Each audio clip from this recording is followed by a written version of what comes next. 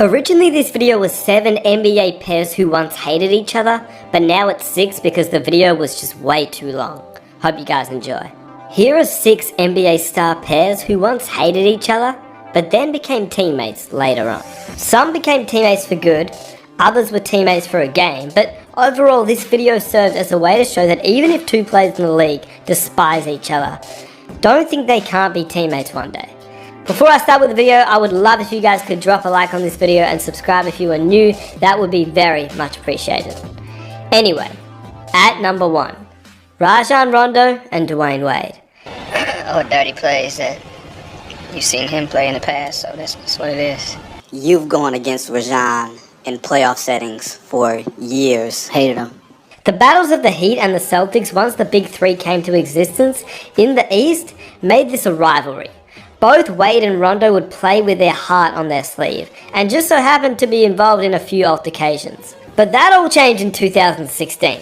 Rajon Rondo and Dwayne Wade both joined the Chicago Bulls, and in the first press conference they announced that they had put their differences aside and they were ready to become teammates. Your guys' history, I know that's part of this heat of the battle stuff, but do you guys touch on that or talk about it? No, we didn't touch on it. We just, we're older, we're wiser, and we're moving forward.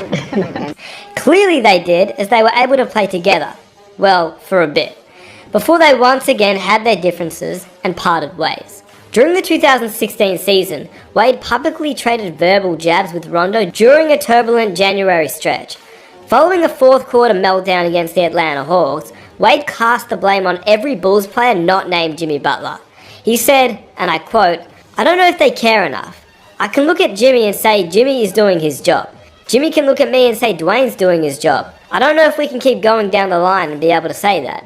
Rondo responded with a post on Instagram slamming Wade and Butler for complaining to the media rather than settling things behind closed doors, which is fair enough. He said, and I quote, "My vets would never go to the media," he wrote. "They would come to the team. My vets didn't pick and choose when they wanted to bring it. They brought it every time they stepped in the gym, whether it was in practice or a game. They didn't take days off." Rondo was obviously referring to the Celtics' Big Three, and with that, Rondo and Wade headed down different paths. On June 30th, 2017, Rondo was waived by the Bulls, and on September 24th, 2017, only 3 months later after trading Jimmy Butler and waiving Rondo, the Bulls reached an agreement on a buyout with Dwayne Wade, and that was the end for the Rondo and Wade saga in Chicago. Number 2, Kobe Bryant and Ron Artest. What it's going to be like now to have Ron as a teammate after battling tooth and nail against him in just some hatred battles over the years. What's it going to be like to have him as a teammate now? Well, it's even more fun in practice. Now, whilst these 2 players had altercations, I don't think there was ever any actual hate towards one another. Both Kobe and Metta have the same mental toughness, and neither one was ever going to back down. Kobe understood that Metta was going to try and get inside his head, and Metta knew that he couldn't back down no matter what crazy shots Kobe hit. Metta was the guy that you love to hate, but you love to play with. They had a few altercations and a lot of trash talk, but I mean, we're talking about Kobe Bryant here, and he used to trash talk everyone. So Metta was going to be no exception every time they played. But Kobe also simply didn't love him either. When Kobe talked trash, he would at least normally shake an opposition's hand. But with Artest, he even refused to shake his hand before the game. Ron Artest walked over to him, and Kobe did not even acknowledge Ron Artest. He gave a slap on the hand to Mike Bibby and Brad Miller, but not Ron Artest. And this was before Artest was even at the Houston Rockets, going face to face with Kobe. So clearly there is no love there. But how he actually ended up playing for the Lakers and them being teammates is actually a very crazy story. Phil Jackson, the coach of the Lakers, tells this story of how the 2008 NBA Finals, where the Boston Celtics beat the Lakers 4-2. Phil Jackson said, and I quote, "Ron Artest came into our locker room and walked in the shower with Kobe Bryant. Kobe's there taking a shower, and this is the locker room the coaches have. It's off limits. So Ron said, 'Coach, I can help your team. I can get that championship for the Lakers.' I said, 'Well, thanks, Ron. That's very nice. I appreciate your sympathies. We'll see what happens as you go through this year.' Then he walked out of the coaches area and into the shower and told Kobe the same thing. Now, first of all, yes, this story is crazy. But how in the world did Ron Artest actually even get in the Lakers locker room? I mean, he's not a part of the Lakers, and he's obviously not a part of the Celtics. And second of all, when Kobe tells this story, Even he doesn't know how he got in the locker room, which is pretty hilarious. Kobe said that after the Lakers lost in Game 6 of the '08 Finals, he was alone in the shower, just fuming. He heard somebody walk in and assumed it was one of his teammates, or maybe a staff member. Instead, he looked up and it was Ron Artest. To this day, Kobe has no idea of how Artest got into the locker room. And he'll tell you the story too, after we lost in Celtics. Yeah. When he came in the locker room, I was in there all just by myself. He just came in the locker room and said, "This is not gonna happen to you. I'm gonna come there and I'm gonna help you out." It's something that we've both been trying to make happen for a while. To be exact, Ron didn't really follow Kobe into the locker room. He followed him into the shower, where Kobe had no clothes on. Shocked the hell out of me. Peace and Bryant eventually won a championship together in 2009 and 10 and became great friends. Hard to imagine from their start of their battles. Number 4, Scottie Pippen and Dennis Rodman. This is one where I think we all know by now. Scottie Pippen was a hard-nosed defender, and so was Rodman. Except Rodman wasn't just that. He was tenacious, vicious, and part of the bad boy Pistons who had one goal, and that was to stop Michael Jordan and win. Now, I could have made this topic Rodman and Jordan, but I chose Pippen, based on the story behind him joining the Bulls. Before Rodman and Pippen were teammates, Pippen despised Rodman. Yeah, Jordan didn't like him either, but he was mostly against Isaiah Thomas and Bill Laimbeer, who were the leaders of the Jordan Rules and the Bad Boy Pistons. Pippen's feud was with Dennis. According to Dennis Rodman, prior to joining the Chicago Bulls ahead of the 95-96 campaign, Phil Jackson asked him to apologize to Scottie as a personal favor. I'm over to Jerry Cross's house. Phil Jackson was there, Mike was there, Scottie was there. Phil Jackson got to the point, he said, "Dennis, the first thing I want you to do is go over and apologize to Scottie Pippen." I'm like, "What?" So I went outside and we talked for 5 minutes and stuff like that. Scottie said, "It's okay, everything's fine, man, don't worry about it." Went back inside, Phil Jackson asked me, "Dennis, would you like to be a Chicago Bull?" I said, "I don't give a damn if I'm here or not." That was my answer, and Phil Jackson said, "Congratulations, Chicago Bull." And that's how the deal got done. But in the end, the Zen Masters plan worked. They became teammates, and they won 3 NBA championships with Rodman on the team. Number 5, LeBron James and Lance Stephenson. No, Lance just a little dirty, that's all. We all know this beef, but how did it really begin? LeBron was shooting a technical free throw. Lance was stirring the pot off the bench, putting his hands on his neck, and as we all know, the Reggie Miller choke sign, as LeBron would miss. At this point, Lance had not even logged a single playoff minute and was not even close to coming into the game. But even from the sidelines, he was making the Heat and LeBron very annoyed. According to Danny Granger, he said this. When I was in Indiana, and we had scuffles with the Miami Heat. Yeah, if you're only playing a few minutes a game, it's hard for you to go up and try to say something, make waves. But you can. Juwan Howard, Udonis Haslem, Chris Anderson, none of them playing in hardly any minutes in the playoff series, came to our locker room looking for Lance Stephenson. That's a big no-no, right? It's a huge no-no. Yeah. Well, this was on an off day. Right. I got involved and words were exchanged and whatnot, but, it kind of, we stopped it and all, but the point I'm making with the story is the fact that was the leaders on their team. Those guys wasn't even playing a lot, but they were protecting LeBron, as far as they thought Lance had done something disrespectful to him, Right. Which time? It was the choke situation, right, when he did the choking sign on the sideline. Which is pretty crazy.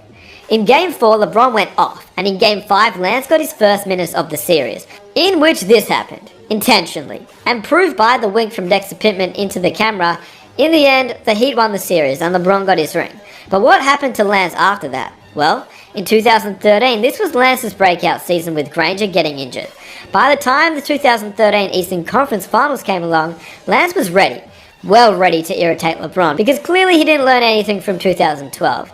In Game 4 with Paul George in foul trouble, Lance begged his coach to let him guard LeBron. And we know what happened next. He stared him down, got in his head, and made him foul out of the game, in which the Heat would eventually lose, whilst Lance finished with 20 points himself. And that's pretty much the end of 2013. The Heat went on to win the series and back-to-back championships, but 2014 was the big one. Lance and the Pacers have both stepped up, and they were better than the year before. In fact, the Pacers had a better record than the Heat, and the rivalry was even bigger. Game 1 went to Indiana, Game 2 went to the Heat, but all people talked about was Lance flopping every time LeBron James touched him. Game 3 had LeBron finally show some irritation towards Lance. By Game 5, the Pacers against the wall, Lance turned into Psycho Lance. He joined the Heat huddle, and the famous blowing in the ear incident, which Larry Bird, who was the president of the Pacers, had had enough. He spoke to Lance after the game. Although his antics were crazy, did they work? Well, LeBron went for a career playoff low of 7 points, so maybe Lance was onto something here, as Indiana won. So in Game 6, Lance did what he said he'd do and toned it down a bit. But he still had some incidents. He managed to teabag LeBron underneath the basket, he returned the favour and touched LeBron's face, which he didn't like at all. Anyway, the Heat went on to win the series and Lance paid his respect to LeBron via Instagram. So, was that the end? Well, not quite. After LeBron joined the Cavaliers for the second time, and Lance bounced around to 5 different teams before reuniting with the Pacers, this beef was back. On November 1st, 2017, Lance slapped LeBron in his sausage and beans area. And then a few months later, Lance got in LeBron's head, which made him shove Lance and call his play dirty after the game. No, Lance just a little dirty, that's all. Later that year, Lance and LeBron once again battled in the playoffs. Lance hit him again, and the Cavs lost the game. Bron responded with 46 points the next game, and by Game 4, it was the same old battle. The hits, the bumps, the trash talk, and caused LeBron another tech foul, and he responded with a buzzer beater and 44 points in Game 5. The Cavs ultimately won the series, and that's pretty much it. Hard to imagine though that these two players became teammates, but hey, LeBron James left to join the Lakers and Lance followed him. Number 6. Charles Barkley and Scottie Pippen. Looking to put the Charles Barkley-Pippen feud behind them. Even if you don't like a guy, you don't have to kill him publicly, because nobody wins in that situation. These two weren't exactly the closest of rivals, and even teammates when they eventually joined forces. When these two players played against each other, it was a competitive rivalry. Some light pushing and shoving, some trash talk, just a good rivalry. Then, in 1998-1999, Pippen was traded to the Houston Rockets, alongside Barkley, his former Olympic teammate. He was also teamed up with Hakeem, but there were chemistry problems right off the bat, especially with Barkley. And in 1999, when Pippen left the Houston Big Three failed to go to the Portland Trailblazers, the 6-time NBA champion said he wanted to get away from Barkley's selfish and sorry fat butt. I wouldn't get Charles Barkley an apology at gunpoint, so he could never expect an apology. If anything, he owed me an apology for coming and play with his sorry fat butt. He's a very selfish guy. He doesn't show me the desire to want to win, and I probably should have listened to Michael a year ago when he said that Charles never will win a championship because he doesn't show any dedication.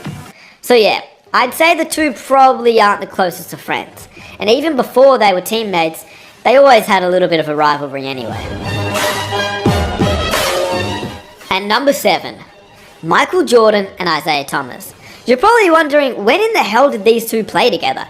And for this final one, I'm making an exception, the All-Star Game. Because the feud between these two players is arguably the biggest hatred in NBA history. Back when Thomas was the star point guard of the Detroit Pistons, the bad boy squad, he had a rough relationship with Michael. On the court, and both off the court too.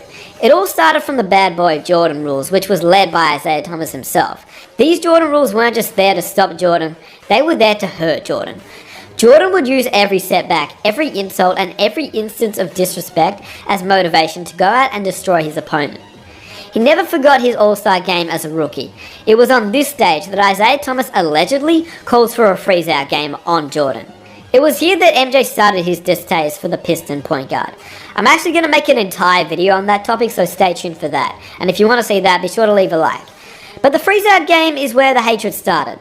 In 1991, however, things changed. The Pistons and the Bulls met in the Eastern Conference Finals once again, and the Bulls swept the series before winning the first of what would be 3 consecutive championships. The Pistons refused to shake the Bulls' hands, which was led by, once again, Isaiah Thomas. 4 months later though, the greatest team that was ever assembled in the 1992 Dream Team was being selected, and in the book, When the Game Was Ours, Magic Johnson relates that he, Jordan, and other players conspired to keep Isaiah off the Dream Team, and so when the Dream Team was being put together, Jordan said he would only play if Isaiah was not on the team. Alright, no Isaiah Thomas questions. Cool. The feud is basically over now as they're both retired. Apart from the fact that Isaiah chooses not to acknowledge Jordan and at points has disrespected him on live television. The fact that these two players could have such a seeming hate for one another, both on the court and off the court, is pretty outstanding. That is why when Jordan and Isaiah played on the same team every All-Star game, it could not have been weirder. Each and every year, seeing them as teammates from 1985 to 1993, simply because this was a personal beef. not on the court beef. So with that said, if you enjoyed this video, please be sure to leave a like and subscribe if you are